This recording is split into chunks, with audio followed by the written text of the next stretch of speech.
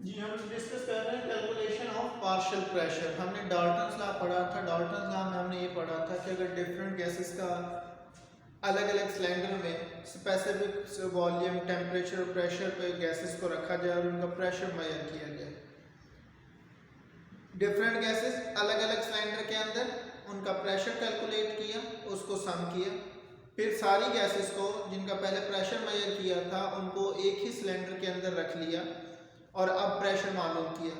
तो जितना प्रेशर वो अलग अलग सिलेंडर के अंदर लगा रही थी वो गैसेस और अब मिक्सचर के अंदर जितना प्रेशर लगा रही थी वो दोनों वैल्यूज क्या है, इक्वल है। तो हम डाल्टन्स लॉ को डिफाइन इस तरह से करते हैं कि partial pressure of a gas exerted in a mixture is equal to the sum of the individual gas pressure। Her gas का जो अलग अलग प्रेशर आता है उसको हम जमा कर रहे हैं, गैसेस को एक ही सिलेंडर के अंदर जमा करके प्रेशर मेजर करें, दोनों की वैल्यू सेम आती हैं। इसको कहा जाता है यानी टोटल प्रेशर में से किसी एक स्पेसिफिक गैस का प्रेशर जो है वो क्या कहलाता है, पार्शियल प्रेशर। टोटल प्रेशर में से किसी एक स्पेसिफिक गैस का प्रेशर पार्शियल प्रेशर कहलाता है। एग्जांपल क्या है, जैसे मैं बात कर रहा हूँ कि मेरे पास मिक्सचर है दो गैसेस का, एक गैस ए का नाम दिया है, हमने सपोज किया है कि गैस ए है, जैसे वो ऑक्सीजन हो सकती है। दूसरी गैस हमारे पास कोई और है, जैसे कि गैस बी है, हमारे पास वो हीलियम हो सकती है। हम बात कर रहे हैं कि दोनों गैसेस नॉन रिएक्टिव, एक दूसरे से रिएक्ट नहीं करती, इनको सिलेंडर के अंदर हमने फिल किया हुआ। हम कह रहे हैं कि प्रेशर जो गैस ए का प्रेशर है वो पी ए है, वॉल्यूम और टेम्परेचर और आर की वैल्यू दोनों के लिए सेम है जो भी मिक्सचर है। प्रेशर ए का गैस जो है वो पी ए है और उसका वॉल्यूम नंबर ऑफ मोल्स है, उसकी कंसंट्रेशन एन ए है। दूसरी गैस जो उसी सिलेंडर के अंदर फिल्ड है उसका प्रेशर बी है और उसमें नंबर ऑफ मोल्स बी है। यानी हम ये कह सकते हैं कि हमारे पास जो एक सिलेंडर है, यहाँ पर इस सिलेंडर के अंदर दो तरह की गैस के मॉलिक्यूल्स मौजूद हैं। क्या है हमारे पास, two types of gas molecules with in the cylinder are present. The molecules of gas A एक यहाँ पर है और दूसरा यहाँ पे है। अब हम कह रहे हैं कि इस गैस का जो ए का जो प्रेशर है वो पी ए है और जो बी मॉलिक्यूल्स का प्रेशर है वो पी बी है। तो इनके मॉलिक्यूल्स की तादाद एन ए है और इसके मॉलिक्यूल्स की तादाद पी बी है। हम कह रहे हैं कि अगर गैस ए का प्रेशर अलग मेजर किया जाए, गैस ए का प्रेशर अलग मेजर किया जाए, उस पर और टोटल प्रेशर मेजर किया जाए। टोटल प्रेशर हमने लेना है, टोटल प्रेशर में दोनों गैसेस का प्रेशर आ जाएगा, प्रेशर ए भी प्रेशर बी भी, इसको जमा करें तो पी टी बन जाता है यानी टोटल प्रेशर।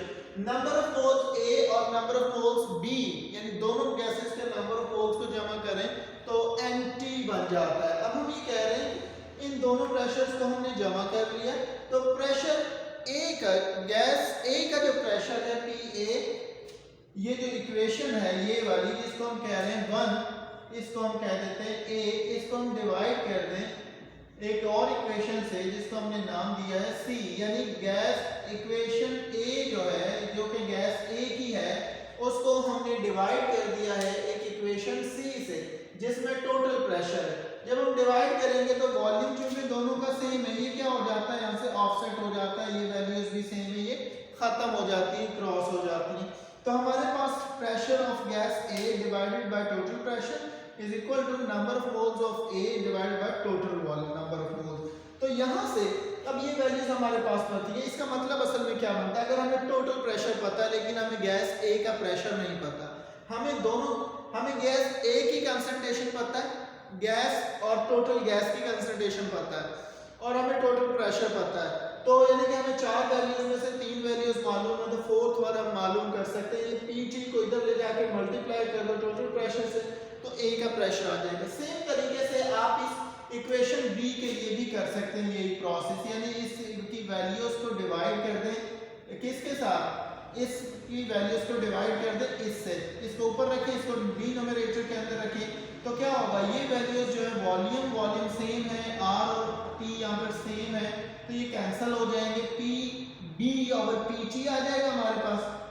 ठीक है, इस तरह से फिर हम ये इक्वेशन ड्राइव कर सकते हैं जिसमें अगर हमें किसी एक गैस का मोल फ्रैक्शन पता हो, यानी टोटल मोल्स में से टोटल मोल्स पता है, किसी एक गैस के मोल्स पता है और टोटल प्रेशर पता है, तो हम क्या कर सकते हैं, उस गैस B का प्रेशर मालूम कर सकते हैं जिसके मोल फ्रैक्शन हमें पता है। ये बड़ी इंपॉर्टेंट इंफॉर्मेशन है, याद रखनी आपने। आगे एक एग्जांपल है, इस वीडियो को यहाँ पे पॉज करें, एग्जांपल नंबर 6 को सॉल्व करेंगे आप लोग, ठीक है, ऑनेस्टली, ठीक है। अच्छा जी, चलिए आपने सॉल्व कर ली। तो उसके बाद हमने कुछ यूजेस हैं, कुछ एप्लीकेशंस हैं, डाल्टन्स लॉ जो हमने पढ़ा है, इसको अप्लाई कहाँ पे किया जाता है ये हमें देखना है। तो हम बात कर रहे हैं, अब ऐसा होता है कि जब गैसेस को बनाया जाता है, जब गैसेस को कलेक्ट किया जाता है, तो उस दौरान ये होता है कि जैसे अगर हम बात करें कि एक बीकर है, इसके अंदर, इस बीकर के अंदर रिएक्शन हो रहा है, जैसे कि अगर आपके पास HCl इस बीकर के अंदर है, आप इसके अंदर जिंक मेटल ऐड कर दो।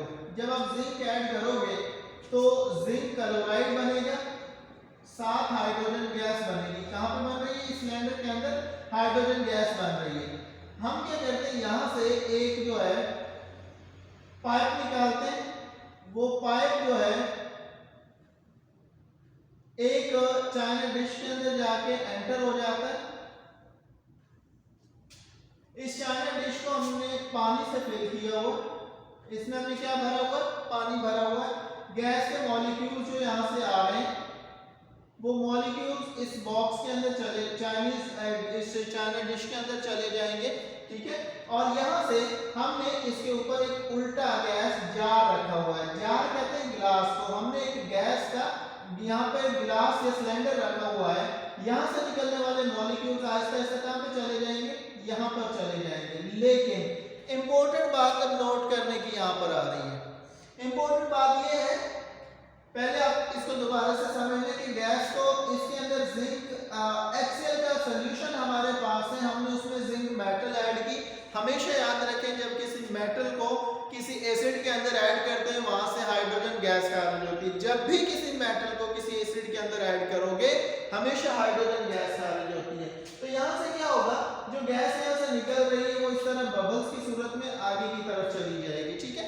आगे हमने कहा है, हमने एक पाइप जो यहाँ से निकाल के, इसको डिलीवरी ट्यूब भी कहा जाता है, इसको हमने क्या किया, चाइना डिश के अंदर रखा हुआ है जहाँ पे पानी फिल किया हुआ है, ये उसके अंदर डिप है, इसको कवर किया हुआ है पानी में। अब जब गैस इसके अंदर जाएगी, लेकिन गैस की डेंसिटी क्या होती है, कम होती है, यानी गैस हल्की होती है, तो ये यहाँ से इसमें से पानी में से बबल्स की सूरत में कहाँ चली जाएगी, ऊपर इस जार के अंदर चली जाएगी। लेकिन यहाँ बात नोट करने वाली है, गैस जो यहाँ से अभी पानी में से गुजर के जा रही है, एक तो गैस के मॉलिक्यूल्स का अपना प्रेशर है, दूसरा क्या हो गया है, वो गैस जो है भीग गई है, वेट हो गई है, इट इज मॉइस्ट गैस। ऐसी गैस है जिसके साथ मॉइस्चर मौजूद है। तो जो प्रेशर अब गैस लगा रही है, वो प्रेशर जो है दो तरह का है, उसमें ड्राई गैस का प्रेशर भी शामिल है और वाटर वेपर्स का भी शामिल है।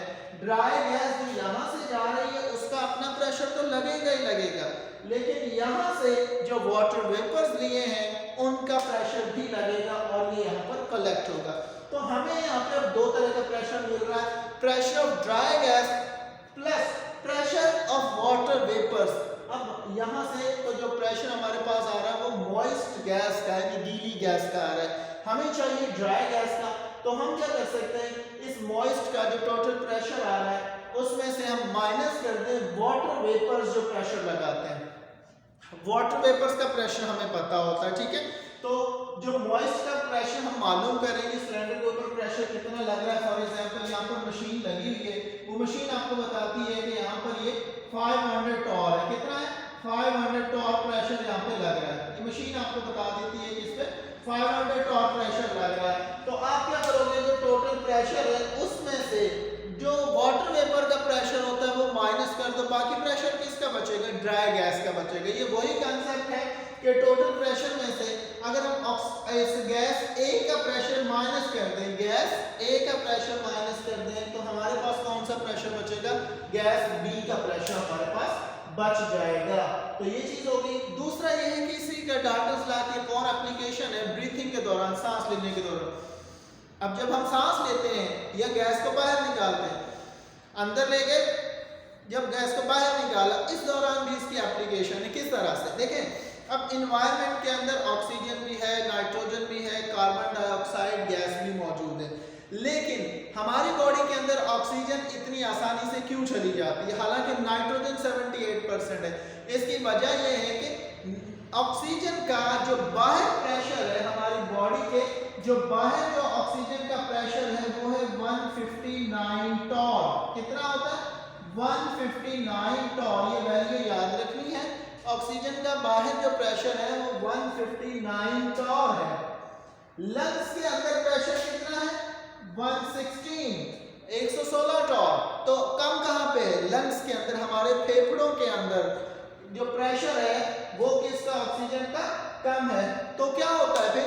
ऑक्सीजन जो है वो हमारे फेफड़ों से निकल के कहां पे चली जाती है? बाहर से कहां पे चली जाती है? फेफड़ों के अंदर, क्योंकि बाहर 159 टॉर है, अंदर प्रेशर कम है। तो ऑक्सीजन या कोई भी गैस हमेशा ज्यादा प्रेशर से कम प्रेशर की तरफ जाती है। तो हमारी बॉडी के अंदर प्रेशर जो है वो ऑक्सीजन का कम होता है, इस वजह से हमारी बॉडी के अंदर चली जाती है। इसी तरह से कार्बन डाइऑक्साइड ऑटोमेटिकली बाहर आ रही होती है, उसमें हम कोई फोर्स नहीं लगा रहे होते, वरना सारा दिन हम थक जाए आपसे कार्बन डाइऑक्साइड निकाल कर। लेकिन क्या होता है कि ऑटो फंक्शन हो रहा है। ऑटो फंक्शन कैसे हो रहा है कि कार्बन डाइऑक्साइड का इसी तरीके से प्रेशर जो है वो हमारी बॉडी के अंदर ज्यादा होता है comparative to pressure of carbon dioxide in the atmosphere. Overall पूरे एटमॉस्फेयर का तो 760 टॉर है, लेकिन उसमें से जो पार्शियल प्रेशर है कार्बन डाइऑक्साइड गैस का वो बहुत कम होता है। तो कार्बन डाइऑक्साइड फिर हमारी बॉडी से आसानी से बाहर आ जाती है। तो इस तरह से partial pressure of Dalton's law is being applied with in the living organisms. वो कहां पे अप्लाई हो रहा है? हमारे अंदर ह्यूमंस के या दूसरे जानवरों में अप्लाई हो रहा है। एक और इसकी एप्लीकेशन है हायर एल्टीट्यूड पर, यानी बुलंदी पर। अब देखिए, जब एरोप्लेन फ्लाई कर रहे होते हैं, आमतौर पे ट्रोपोस्फेयर के रीजन में फ्लाई कर रहे हैं, रीजन में फ्लाई कर रहे हैं, होता क्या है कि जब ज्यादा ऊपर एरोप्लेन मौजूद होते हैं या एयरक्राफ्ट मौजूद होते हैं जो बहुत ज्यादा बुलंदी पर फ्लाई करते हैं, तो उस दौरान ये होता है कि ऑक्सीजन की कमी, आप लोगों को ये पता होना चाहिए कि जैसे जैसे ऊपर जाते जाए हाइट पर, तो ऑक्सीजन की कमी होना शुरू हो जाती है। ऑक्सीजन की कमी होने का मतलब है कि उसका जो पार्शियल प्रेशर है वो क्या होता जाएगा? कम होता जाएगा। जब कम होता जाएगा तो फिर बॉडी के अंदर नहीं जाएगी, तो बॉडी के अंदर नहीं जा रही होगी। फिर एरोप्लेन में क्या होता है? आर्टिफिशियल ऑक्सीजन सिस्टम होता है। तो वहां पे क्या करते हैं? वो ऑक्सीजन जो है वो एरोप्लेन के अंदर जो है वो ऑक्सीजन सप्लाई की जाती है, ताकि वहां पर मौजूद पैसेंजर्स के लिए सांस लेने में दिक्कत महसूस ना हो। तो हायर एल्टीट्यूड पे भी इसकी एप्लीकेशन है कि वहाँ ऑक्सीजन का प्रेशर एरोप्लेन वगैरह के अंदर कम हो जाता है, तो सप्लाई की जाती है ताकि वहाँ से ऑक्सीजन जो है वो बॉडी के अंदर मूव करे। इसी तरह डीप सी डाइवर्स हैं जो जमीन समुद्र के अंदर डाइव करते हैं, गोताखोर जिन्हें हम कहते हैं, ठीक है। तो वो क्या करते हैं? वो भी डिफरेंट गैसेस का मिक्सचर लेके नीचे जाते हैं। उसमें उन्होंने इस तरह से मिक्सचर किसका? आमतौर पर नाइट्रोजन का, हीलियम का और साथ ऑक्सीजन का मिक्सचर होता है। तो उसमें ऑक्सीजन का पार्शियल प्रेशर इस तरह एडजस्ट करना है कि वो 159 टॉर कम से कम हो, ताकि वो लोग सांस ले सकें। लेकिन आपने याद रखना है कि जैसे जैसे नीचे जाए, हर 100 फीट के ऊपर 100 फीट जब वो ट्रेवल करते हैं into the bottom of ocean, यानी समुद्र में, जब वो 100 फीट तक चले जाते हैं तो प्रेशर का 3 फीट प्रेशर का इजाफा हो जाता है। तो प्रेशर ज्यादा होने की वजह से ये भी होता है कि नाइट्रोजन जो है वो ब्लड के अंदर जो है वो डिफ्यूज कर जाती है। तो यहाँ तक का ये आज का लेक्चर।